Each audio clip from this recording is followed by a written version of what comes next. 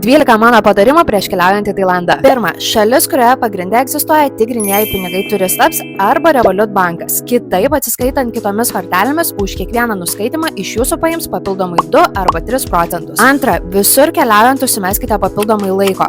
Dėl didelių atstumų ir dėl trafiko jūsų numatyta kelionė gali užtrukti daug ilgiau. Trečia, mačiau, kad dauguma turistų klausia, ar Tailande yra normalu, nuomojantis motorolerį, palikti savo asmens tapatybės dokumentą kaip užstatą. Taip, Tailande tai yra labai normalu, bet aš siūlyčiau turėti dar kitą asmens tapatybės dokumentą, ne pasą, kurį galėtumėt palikti, arba tiesiog pasiūlyti didesnę pinigų sumą kaip depozito. Ketvirta, mano rekomendacija būtų prieš keliaujant į Tailandą išmokti bent kelis žodžius, kad galėtumėt pasakyti bent jau savadį-ką arba kapung-ką tailandiečiam.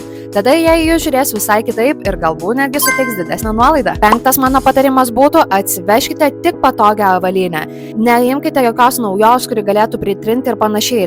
Dėl esančios drėgmės, dėl didelių atstumų ir vaikščiojimo dažnai tenka tiesiog grįžti prie savo senų gerų sportų. Šešta rekomendacija būtų pirmiausia vykti ne į salas, o atvykus pasilikti kelioms dienoms Bankoke.